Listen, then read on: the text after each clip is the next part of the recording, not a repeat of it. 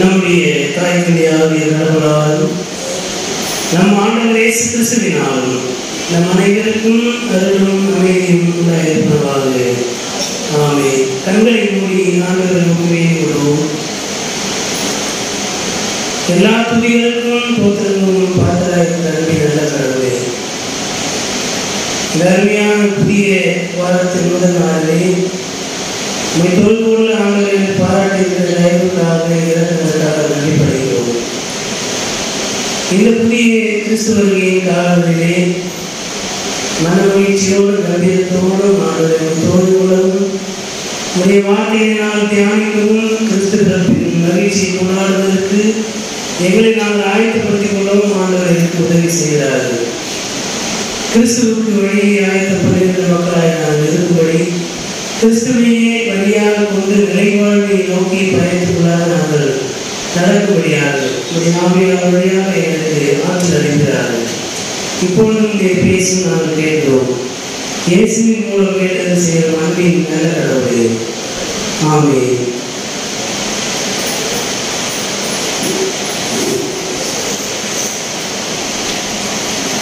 கிறிஸ்து வருகையின் 2ஆம் ஞாயிறு என்று சொல்லப்படுகிற இந்த நாளிலே படித்து சிந்திக்கும்படியாக நம்முடைய திருச்சபை முன்னோர்களால் முன்குறிப்பட்டுள்ள நற்செய்தி பகுதி தூய லூக்கா எழுதிய நற்செய்தி நூல் 21ஆம் பிரிவு திருவசனங்கள் 25 தொடங்கி 36 வரை அடங்கிய திருவசனங்களை படிக்க அனைவரும் எழுந்திருந்து கவனமாய் கேட்போம்.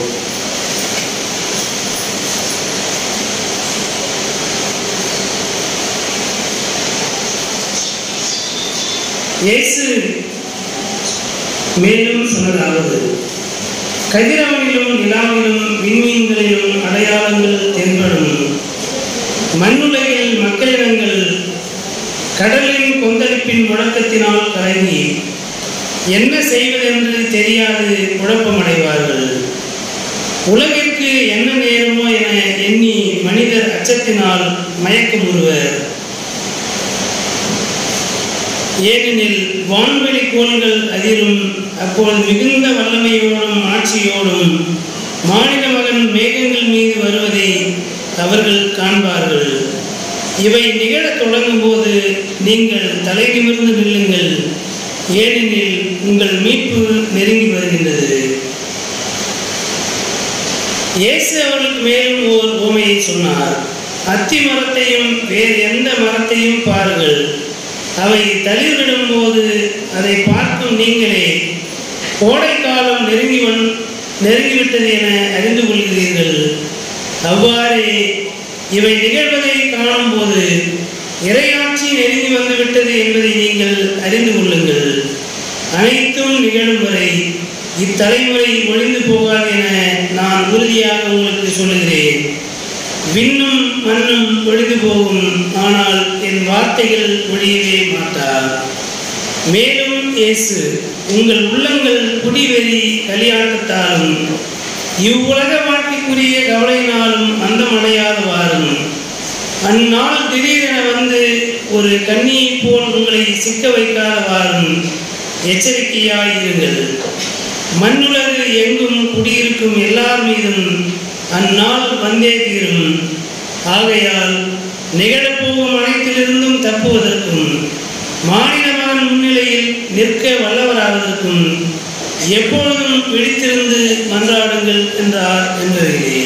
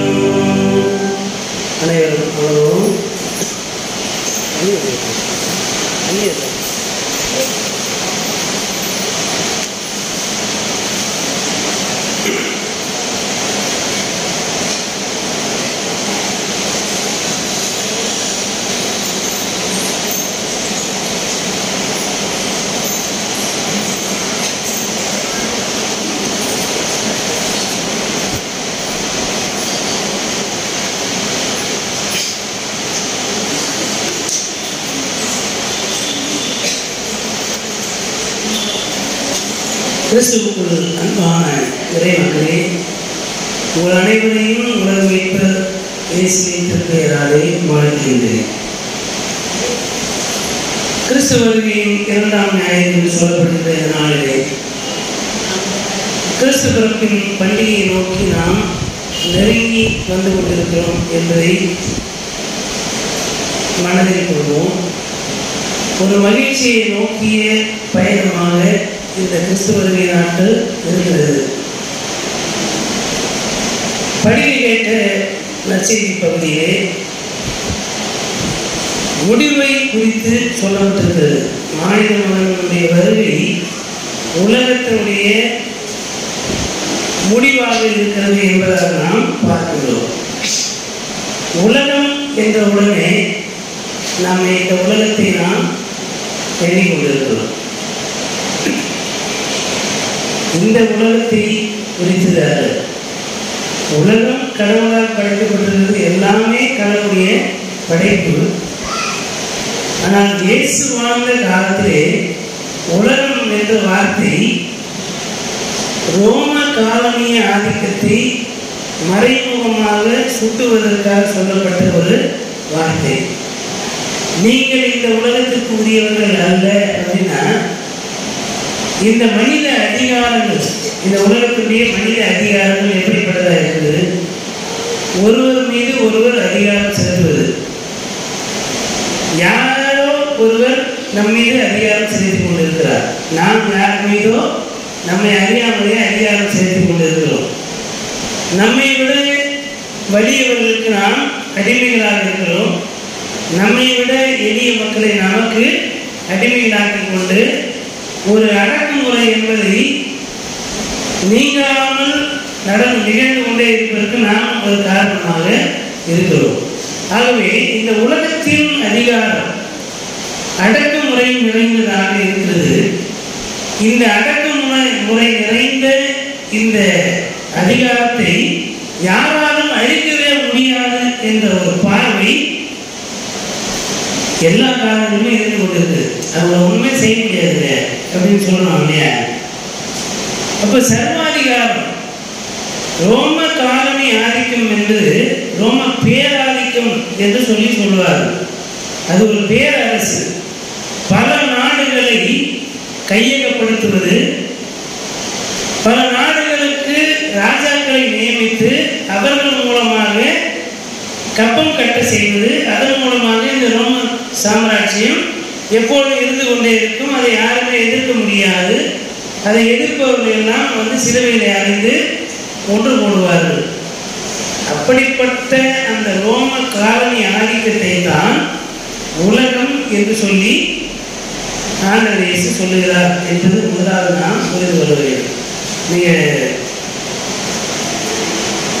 திருவெளிப்பாடு நூலிலே போய் பார்த்தோம்னால் யோவான் எழுதுகின்ற போது இந்த உலகம் என்ற வார்த்தையை அதிகமாக பயன்படுத்துவார். யோவான் நற்செய்தி நூல் 1 யோவான் 2 யோவான் 3 யோவான் திருவெளிப்பாடு வெளிப்படுத்தும் விசேஷம். இந்த பகுதிகள் எல்லாவற்றிலும் போய் பார்த்தோம்னால், நான் உலகத்திலே ரொம்ப நாள் இருக்க மாட்டேன், நீங்கள் இந்த உலகத்தில் இருக்கிறீர்கள், இந்த உலகத்தில் இருந்தாலும் இந்த உலகத்திற்குரியவர்களாக அல்ல, இந்த உலகத்தை கடவுளுடைய அரசாக மாற்றுவதற்காகத்தான் இந்த உலகத்திலே நாம் நீங்கள் இருக்கிறீர்கள் என்று சொல்லி ஆண்டவர் இயேசு சொல்லுவார். ஆண்டவரே, தந்தையே, இந்த உலகத்திற்குள்ளாக என்னை அனுப்பினீர், நான் இந்த உலகத்திலே செய்ய வேண்டும் என்பதற்காக நீர் நியமித்த நோக்கத்தை எல்லாம் நிறைவேற்றிருக்கிறேன். இனி நான் இந்த உலகத்திலே இருக்க போவதில்லை என்று சொல்லுவார். இப்போ இந்த எல்லாமே என்னன்னா, இந்த உலகத்திற்குள்ளே இந்த சர்வாதிகாரம் நிறைந்த இந்த ரோம காலனி ஆதிக்கத்திலே அடிமைத்தனத்திலே இருக்கின்ற மக்களை விடுதலையாக்குவதற்காக அவர்களை விடுதலை நோக்கிய பயணத்திற்கு நேராக நான் எஜுகேட் பண்ணியிருக்கிறேன், கற்பித்திருக்கிறேன். இப்பொழுது அவர்கள் அஜிடேட் பண்ணுவதற்கு, போராடுவதற்கும் தங்களை தாங்களே விடுவித்துக் கொள்வதற்கும் அவர்கள் கற்றுக்கொண்டிருக்கிறார்கள். ஆகவே இதுவரைக்கும் இந்த ரோம காலனி ஆதிக்கத்தை ஒண்ணுமே செய்ய முடியாது. நம்மை விடுவிப்பதற்கு யாருமே இல்லை. மேசியா வர வேண்டும், அவர் நம்மை அரசியல் ரீதியாக விடுதலையாக்குவார் என்று கற்பனையாக அவர்களுக்கு மேசியாவுடைய அரசு வந்தே தீரும் என்பதை ஆண்டவர் இயேசு சொல்லியிருக்கிறார். அல்லேலூயா. இந்த வானத்திலிருந்து நட்சத்திரங்கள் விழும், கதிரவனிலும் சந்திரனிலும் நிறைய மாறுதல்கள் ஏற்படும் என்று சொல்லுகிற போது நான் புரிந்து கொள்ள வேண்டிய செய்தினா, யோசேப்பினுடைய காலத்திலே யாக்கோவுக்கு 12 பிள்ளைகள் இருந்தார்கள், ஒரு பெண் பிள்ளை இருந்தார், மொத்தம் 13 பிள்ளைகள். அதே தீனாள் இறந்து போகிறார். இந்த 12 பிள்ளைகளிலே ஒருவனாகி யோசேப்பு ஒரு கனவு காண்கிறார். என்ன கனவு காண்கிறார்? சந்திரன், சூரியன், விண்மீன்கள் இவை எல்லாம் சுற்றி இருக்கிறது. ஒரு விண்மீன் மாத்திரம் நிற்குது. சூரியன், சந்திரன் உட்பட எல்லா நட்சத்திரங்களும் அந்த நட்சத்திரத்தை பணிந்து கொள்கிறது என்று சொன்னபோது அவருடைய 10 சகோதரர்களும் அவன் மீது கொலைவேதி தாக்குதல் செய்து அவன் என்ன பண்ணாங்க? விட்டு போட்டார்கள். ஏன்? யாக்கோவுக்கே கோபம். இப்போ நாங்கள் கூட, நான் உன்னுடைய தகப்பன், நான் கூட உன்னை பணிந்து கொள்வேன் என்ற கோபம் ஒரு பக்கம். அதே சமயத்தில் பெற்றோர்கள் எப்பொழுதுமே நமக்குள்ள நல்லா இருந்தால் நமக்கு தான் மகிழ்ச்சி, இருந்துட்டு போடணுமே அப்படின்னு நினைக்கக்கூடிய அந்த தகப்பனுடைய எண்ணம். ஆனால் 10 சகோதரர் என்ன பண்ணாங்க? ரொம்ப விட்டு போட்டாங்க. அப்போ அந்த இடத்துல கதிரவன், சந்திரன், விண்மீன்கள் என்பதெல்லாம் எதை அடையாளப்படுத்துது? விண்மீன்கள் எல்லாம் கூட பிறந்த சகோதரர்கள், சந்திரனும் சூரியனும் அப்பா அம்மா தன்னை விட பெரியவர்கள் அப்படின்ற ஒரு புரிதல் இருக்கு இல்லையா? அந்த புரிதலோட இங்க பாருங்க. அப்போ என்னன்னா, சூரியன் யாராலுமே நெருங்க முடியாத ஆற்றல் மிக்கது. சந்திரன் குளிர்ச்சியானது, அது சூரியனிலிருந்து ஒளியை வாங்கி பிரதிபலிக்கிறது என்றெல்லாம் சொல்லணும். இந்த பவர் ஸ்ட்ரக்சர், அதிகார படிநிலை என்பது நெருங்கவே முடியாது. அவர் பெரிய ஆளுங்க, அவர் யாருமே நெருங்க முடியாது, ஒண்ணுமே செய்ய முடியாது. அப்புறம் அதுக்கு அடுத்து பவர்ல இருக்கிறவங்க அவங்களையும் நெருங்க முடியாது. மற்ற இப்படி சக அதிகாரத்தில் இருக்கிறவர்களை நெருங்கலாம், ஆனால் ஒன்றும் செய்ய முடியல. ஏன்னா அவங்க எல்லாம் ஒன்றா இருக்கிறாங்க, நம்மளால ஒன்றும் செய்ய முடியல என்று நம்முடைய வலிமை இன்மையை சில நேரத்தில் பரிதாபத்தோடு மனசுலேயே நினச்சிட்டு அழுது கொண்டு கவலையோடு இதெல்லாம் யாருதான் மாற்றுறது, என்னைக்குதான் என்னுடைய வாழ்க்கை மாறும் அப்படின்ற கவலையோடு கண்ணீரோடு புலம்பிக்கிட்டே இருக்கும்ல, நம்மை பார்த்து தான் நான் சொல்றேன், உன்னுடைய பார்வைக்கு இதை ஒண்ணுமே செய்ய முடியாது, இது சூரியன் மாதிரி சுட்டெரிக்காது, எதுவுமே பண்ண முடியாது நினைக்கக்கூடிய அதிகாரங்கள் இருக்குல்ல, அந்த அதிகாரங்களை கூட நான் கீழே விடப்படணும். அதே இல்லையா? அதே இல்லையா? அதுதான் மேசியாவுடைய வருகை. உங்கள் பார்வையை கதிரவனை போல ஆற்றல் உடையதாக இருக்கின்ற மிகப்பெரிய சக்தி, அதிகார வல்லமைகளை எல்லாம் ஒன்றும் இல்லாததாக உங்கள் முன்பாக நான் அதை விழ செய்வேன், பண்ணி வைப்பேன். இந்த ரோம காலனி ஆதிக்கத்தை வீழ்த்த முடியாது அப்படின்னு நினைக்கிறீங்களா? ஒரு நாள் வரும், மேசியாவுடைய வருகை வருகின்ற போது எல்லாவற்றையும் ஆண்டவர் ஒன்றும் இல்லாததாக்குவார். மலைகள், குன்றுகள் எல்லாமே தாழ்த்தப்படும், பள்ளங்கள் உயர்த்தப்படும், எல்லாம் சமமாக்கப்படும். எல்லாவற்றையும் சமமாக்குகின்ற போது ஆண்டவர் மகிமையான அரசராக சிம்மாசனத்திலே அமர்ந்து எல்லோரையும் சமமாக நடத்தி ஆளுகை செய்கின்றவராக வைத்திருப்பார். அதுதான் மேசியாவுடைய வருகை.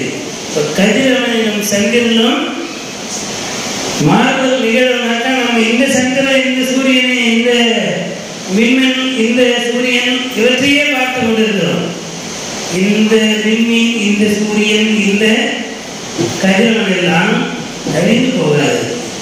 நம்ம பல நேரத்தில் வசனத்தை தவறாக புரிஞ்சுக்கிட்டு இருக்கோம்னா தெரியல, வானமும் பூமியும் ஒழிந்து போகும், என் வார்த்தை ஒழிந்து போகாது. வானமும் பூமியும் ஒழிந்து போகும் என்பது அர்த்தம் இல்லை. வானமும் பூமி ஒழிந்து போகுமா? ஒழிந்து போகாது. அப்படின்னா அதை விட என்னுடைய வார்த்தை ஒருபடி மேலானது. அதான் அதனுடைய பொருள். வானமும் பூமி ஒழிந்து போகாது, ஒருவேளை அது ஒழிந்து போனாலும் என்னுடைய வார்த்தை ஒழிந்து போகாது என்பதுதான் கடவுளுடைய வார்த்தைக்குரிய வல்லமை. அப்ப அதன் மூலமாக தெரிந்து கொள்ள வேண்டிய செய்தி மேசியா வருவார்னா வருவார். என் வாழ்க்கை என்றைக்குமே மாறாதா அப்படின்னா மாறும், எல்லாமே மாறும். உங்கள் துக்கங்களும் துயரங்களும் மாறும்.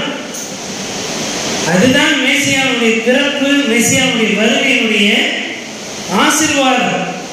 அதை எதிர்நோக்கி இருக்கின்ற போது நமக்கான பொறுப்பு என்ன அப்படின்னா, இந்த உலகத்தில் மக்கள் தங்களிடத்தில் அதிகாரம் இருப்பதினாலே மற்றவர்களை அடக்கி ஆளுகை செய்து அதிலே இன்பம் காணுகிறார்கள்.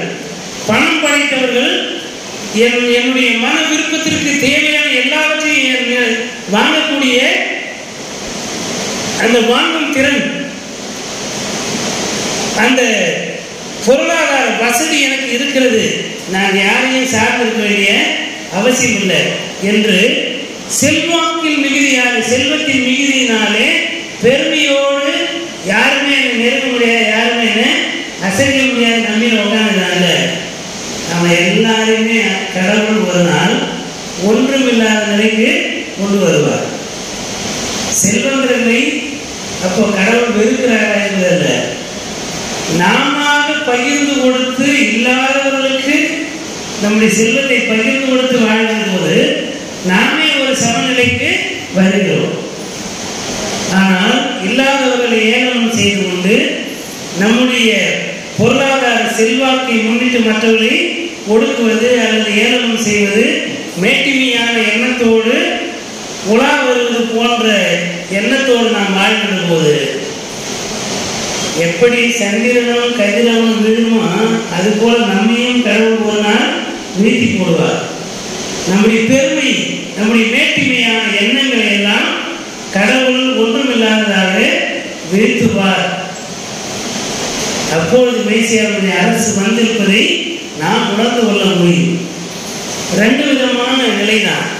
ஒன்று, நாமவே முன் வந்து நம்முடைய மேட்டிமைகளை எல்லாம் துறந்து நம்மை நாமே கிறிஸ்துவை போல, எப்படி ஆண்டவர் இயேசு கடவுளுடைய சாயலில் இருந்தும் கடவுளுக்கு சமமாக இருப்பதை கொள்ளை பொருளாக எண்ணாமல் தம்மை தாமே தாழ்த்தினாரோ அதுபோல நம்மை நாமே ஆண்டவருக்கு முன்பாக தாழ்த்துகின்ற போது ஆண்டவர் இயேசுவை எல்லா நாவுகளும் ஆண்டவர் என்று அறிக்கையிடும் என்று சொல்லுகின்ற அந்த மகிமையான ஸ்தானத்திலே நம்மையும் ஆண்டவர் வைப்பார். இது ஒரு பார்வை. நான் என்னை மாற்றிக்க மாட்டேன், யாருக்காகவும் நான் என்னை மாற்றிக்கொள்ள மாட்டேன். யார் எங்கே கேட்ட எனக்கு என்ன, அவன்கிட்ட சோறு இருந்தாங்க இல்லைன்னா என்ன, ட்ரெஸ் இருந்தா என்ன இல்லைன்னா என்ன என்று மற்றவர்களை குறித்த அடிப்படை தரிசனம் எதுவுமே இல்லாமல் எல்லாமே எனக்கு தான், என்கிட்ட இருக்கிறது எல்லாமே எனக்கு தான் என்று எண்ணிக்கொண்டு செருப்போடு வாழ்கின்ற போது கடவுள் அதை மாற்றுவார். கடவுள் அதை மாற்றுகின்ற போது துன்பமும் துயரமும் பாடுவது நம்மை பற்றி கொள்ளும். நாம நம்மை இழக்கின்ற போது கடவுள் நம்மை மகிமையினாலே அலங்கரிப்பார். கடவுள் வார்த்தைப்படி நாம் நடக்க முற்படாத போது கடவுள் அதை தண்டனை தீர்ப்பாக மாற்றி நம்மை வெறுமையாக்குவார். இந்த ரெண்டுத்துல என்ன செய்ய போதும்? கடவுள் நம்மை வெறுமையாக்குற அளவுக்கு காலம் தாழ்த்த போறோமா, அல்லது கடவுளுடைய வார்த்தை கீழ்ப்படிந்து நம்மை நாமே இழந்து நம்மை நாமே வெறுமையாக்கி எல்லோரையும் அலங்கரிக்கின்ற மக்களாக இருக்க போறோமா? இப்போ நம்முடைய மேட்டிமைகளை எல்லாம் துறக்கின்ற மக்களாக இருக்க வேண்டும். தளர்ந்த கைகளை திடப்படுத்துங்கள், தள்ளாடுகிற முழங்கால்களை பலப்படுத்துங்கள். நீதியின் ராஜா வந்து அரசாட்சி செய்ய போகிறார், அவருக்கு நாம் வழியை ஆயத்தம் பண்ணணும். அப்போ வழியை ஆயத்தம் பண்ணுறது புல்லு ஓத்துறது இல்லை, நம்முடைய உள்ளத்தில் இருக்கிற பாவக்கலைகளை எல்லாம் அகற்ற வேண்டும். நம்முடைய அதிகார துஷ்பிரயோகங்களை எல்லாம் நம்மை விட்டு அகற்ற வேண்டும். நம்முடைய செல்வத்தை குறித்த மேட்டிமையான எண்ணங்களை எல்லாம் நம்மை விட்டு அகற்ற வேண்டும். தளர்ந்து போன மக்கள், பொருளாதாரத்திலே நலிந்து கிடக்கின்றவர்கள், வாழ்வு இன்னதென்று காணாத மக்கள், வாழ்வு இழந்து போய் இருக்கின்ற மக்கள், என்றைக்கு என்னுடைய வாழ்க்கையை விடிவு வரும் என்று காத்திருக்கின்ற மக்களுக்கு வெளிச்சத்தை கொடுக்கின்ற மக்களாக இருப்பதற்கு நாம் இந்த நாளிலே அழைக்கப்படுகிறோம். வழியை ஆயத்தம் பண்ணுகின்ற மக்களாக மேசியா வருகின்ற போது நான் மாத்திரம் போய் அந்த மேசியாவினுடைய வருகையிலே மகிழ்ச்சியிலே பங்கெடுப்பது அல்ல, நான் மட்டுமே கடவுள் அருகின்ற அந்த மெசியாவின் வழியாக அருகின்ற விடுதலை பெற்றுக்கொண்டு அவர் வழியாக அருளப்படுகின்ற ஆசீர்வாதத்தை பெற்றுக்கொள்வது அல்ல. மேசியாவுடைய வருகைக்கு ஆயத்தம் பண்ணுதல் என்பது, வழியை ஆயத்தம் பண்ணுதல் என்பது, என்னுடைய உள்ளத்திலே மெசியாவுடைய மனநிலை எனக்கு இருக்க வேண்டும், கிறிஸ்துவின் மனநிலை எனக்குள்ளே இருக்க வேண்டும். பாவமில்லாத வாழ்வுக்கு நேராக என்னை நான் ஒப்பு கொடுக்க வேண்டும். என்னுடைய பாவம் நிறைந்த வாழ்விலே அந்த பாவ கலைகளை எல்லாம் அகற்ற வேண்டும். இந்த சமூகத்திலே புறந்தள்ளப்பட்ட நிலையிலே பாவத்திலே உழன்று கொண்டிருக்கின்ற மக்கள், வறுமையிலே உழன்று கொண்டிருக்கின்ற மக்களை பாவத்திலிருந்து விடுதலையாக்கி வறுமையிலிருந்து அவர்களை விடுதலையாக்குவதற்கு நம்முடைய செல்வங்களை பகிர்ந்து அவர்களையும் நாம் திடப்படுத்தி பலப்படுத்தி மேசியாவினுடைய ஆளுகையை கொண்டு வருகின்ற மேசியாவின் பணியாளர்களாக இருப்பதற்கு நாம் அழைக்கப்படுகிறோம். 3 வசனங்களை மாத்திரம் நான் சொல்லி நிறைவு செய்கிறேன். மீட்பு நெருங்கி வந்துவிட்டது. இந்த மாறுதல், இந்த அதிகாரம் விழுகின்ற போது செல்வந்தர்கள் தங்களுடைய மேட்டிமையான எண்ணங்களை துறந்து தங்களை தாழ்த்துகின்ற போது உங்கள் மீட்பு நெருங்கி வந்துவிட்டது என்பதை நீங்கள் அறிந்து கொள்ளுங்கள். 2வது, வானமும் பூமியும் ஒழிந்து போகும், என் வார்த்தைகள் ஒழிந்து போகாது. வானமும் பூமியும் ஒரே போகிறதுல, அது வானத்தின் பூமியை அழிக்கிறதுக்கு அவருடைய நோக்கம் கிடையாது. அவருடைய வார்த்தையின்படி நம்மை நாம் வாழ்வதற்கு ஒப்பு கொடுக்க வேண்டும் என்பதுதான் அவருடைய நோக்கம் என்பதை மனதிலே நிலைநிறுத்தி கொள்ள வேண்டும். நிறைவாக ஆண்டவர்களுடைய வருகைக்கு எப்பொழுது நாம் விழிப்பாய் இருந்து மன்றாடுகின்ற மக்களாக நம்முடைய மீட்பை பெற்றுக்கொள்வதற்கு நாம் விழிப்பாய் இருக்க வேண்டும். எல்லோரும் மீட்பையும் வாழ்வையும் பெற்றுக்கொள்வதற்கு நாம் மற்றவர்களுக்காக மன்றாடுகின்ற மக்களாக இருக்க வேண்டும். ஆகவே கிறிஸ்து பிறப்பின் மகிழ்ச்சி என்பது எனக்கானது மாத்திரம் அல்ல, எனக்கானதை நான் சுதந்திரித்துக் கொள்ள வேண்டும். கிறிஸ்து பிறப்பின் மகிழ்ச்சி எல்லாருக்கும் உரியதாக இருக்கும்படிக்கு அதை பிரசங்கிக்கின்ற மக்களாக இருக்க வேண்டும், அதை நடைமுறைப்படுத்துகின்ற மக்களாக இருக்க வேண்டும். எனக்கானவற்றை நான் பெற்றிருக்கின்ற கடவுளுடைய வார்த்தையை மற்றவர்களுக்கு நற்செய்தியாக அறிவிக்க வேண்டும். நான் பெற்றிருக்கின்ற உலக ஆசீர்வாதங்கள், பொருளாதாரம், வேலை வாய்ப்புகள், அதன் மூலமாக கிடைக்கின்ற பணம், பொருள், செல்வாக்கு எல்லாவற்றையும் எல்லாரும் வாழ்வதற்காக அதை நான் சரியாய் முறையாய் பயன்படுத்த வேண்டும். அப்படி செய்கின்ற போது இங்கே எல்லாருக்கும் எல்லாமே கிடைத்துவிடும். அல்லேலூயா, அல்லேலூயா. கிறிஸ்து பிறப்பின் மகிழ்ச்சி என்பது எல்லாருக்குமானது. கிறிஸ்து எல்லாருக்குமானவர். கிறிஸ்து பிறப்பு பண்டிகை என்பது ஒரு குறிப்பிட்ட மதத்தை சார்ந்தவர்களுக்கு அல்ல, ஒரு குறிப்பிட்ட டினாமினேஷன்ல இருக்கிறவங்களுக்கு கிடையாது. கிறிஸ்துவை அறிந்தவர்கள் அறியாதவர்கள் எல்லா மக்களுக்கும் விடுதலை வாழ்வை தருவதற்காக ஆண்டவர் இயேசு இந்த உலகத்திலே வந்திருக்கிறார். நாம் அவருடைய மீட்பு பணியை செய்வதற்கு இந்த உலகத்திற்குள்ளே பணியாற்றுகின்ற சாட்சியுள்ள வாழ்வை வாழ்கின்ற மக்களாக இருப்பதற்கு அழைக்கப்படுகிறோம் என்கிற சிந்தனையை உருவாகிற மக்களாக கிறிஸ்து வருகை, மாநில மகனுடைய வருகைக்கு நம்மை நாம் ஆயத்தப்படுத்துவோம். அவருடைய மீட்பு நெருங்கி வந்திருக்கிறது. கிறிஸ்துவே மீட்பின் அடையாளமாய் இருக்கிறார். அத்தி மரத்தை பார்க்கிற போது வசந்த காலம் வந்துவிட்டது என்று அறிந்து கொள்வது போல கடவுளுடைய வருகை எப்படிப்பட்டதாக இருக்கிறது அதை நாம் அறிந்து கொள்ள வேண்டும். கடவுளுடைய வருகை என்பது நிறைய ஊழியர்கள் சொல்வது போல வந்துட்டாரு, இங்கே இருக்கிறாரு அங்கே இருக்கிறாரு சொல்லிக்கிட்டு அவருடைய வருகைக்கு நாம் எல்லாரும் ஆயத்தமாகணும், நாம் எல்லாருமே அப்படியே எடுத்துக்கொள்ளப்பட போகிறோம் என்று சொல்லிக்கொண்டே உங்கள் பணம், உங்களுடைய செல்வம், உங்களுடைய நகை நட்டு எல்லாத்தையும் கொண்டாந்து ஐயாவுடைய உண்டியில் போட்டுன்னு சொல்லுவாங்க பாருங்க. அந்த மாதிரி கள்ள தீர்க்கதரிசிகளுடைய உபதேசத்தின்படி கடவுள் வருகை இருக்கிறார். ஏமாந்து போகக்கூடாது.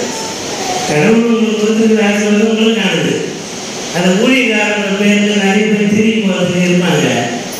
சபைக்கு நான் எப்பவுமே சொன்னாங்க, திருச்சபைக்காக கொடுக்குறோம் என்பது வேறு, அது கம்யூனிட்டி ஃபெலோஷிப். கோவில் வாங்கி எடுத்து எனக்கானதான் எடுத்து போயிட்டுனா அது திருத்தரம். புரியுதுங்களா? ரெண்டுத்துக்குமான வித்தியாசம் இருந்தது. பொது சொத்து திருச்சபை என்பது பொது சொத்து, அது எல்லாருக்குமானது. எல்லாரும் வாழ்வு பெறுவதற்காக எனக்கு கிடைக்கப்பட்டிருந்த ஆசீர்வாதத்தை நான் என்ன பண்றேன், பகிர்ந்து கொள்கிறேன்.